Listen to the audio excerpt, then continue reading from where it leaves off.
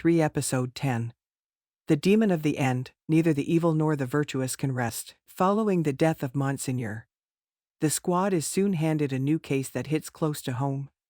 Literally, if you've forgotten about the toilet monster, it's back with a vengeance.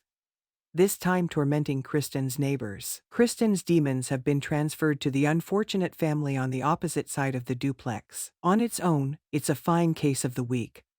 But it's easily overshadowed by the finale's rush to wrap up all the other narrative threads. For example, consider Andy Bouchard's destiny. The good news is that Cheryl has been forced to save Andy's life owing to some quick thinking on the part of Kristen's girls. Cheryl's plot to murder Andy is put on hold after she messages Leland about the game they are playing and hears an alarm noise during Kristen's video conference with Andy's supervisor. Of course, Kristen is simply glad Andy didn't perish in an avalanche.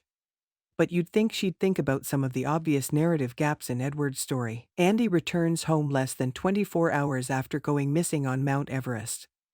And viewers realize he's missing more than just a recollection of the accident. Andy's kidnapping is one of the season's most terrifying plots because it demonstrates how easily even Kristen can be duped. And by her own mother no less. Kristen is a badass. But the forces she, David, and Ben face appear overwhelming at times. It's an episode that will have you checking the time. Not because it's moving too slowly, but because there's so much going on that you can't believe there's still more to come. The episode covers a lot of ground, from Andy's homecoming to Kristen's astonishment about her lost egg. Although Evil enjoys being evasive, I'm glad we get at least a few explanations in this episode. The fast-paced action seemed to make up for some of Season 3's more plodding episodes that provided no conclusion. Ben doesn't get much to do in this episode, but his bond with Kristen's girls usually provides for touching situations. Although the chattering kids may divide supporters, I am solidly on Team Bouchard girls. Surprisingly, he and Kristen appear to dismiss the girls' suspicions that Leland was involved in Andy's disappearance. Normally, both are ready to blame Leland for everything.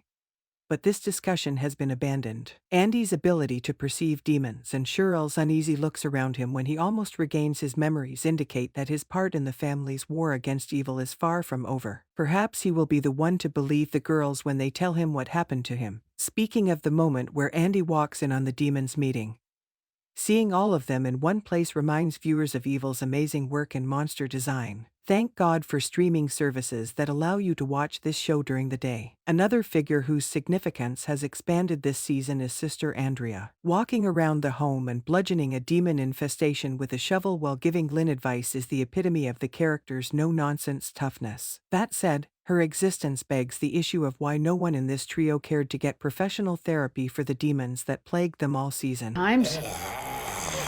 But it appears ridiculous that they spend all day treating other people's demonic issues while disregarding their own. As intriguing as the notion of DF Global is, particularly Cheryl's involvement in the firm, the conclusion appears to imply that the show's attention ultimately rests with Kristen's individual war between good and evil rather than the larger entity-level battle. She is less of a focus in this season than she was in Season 2.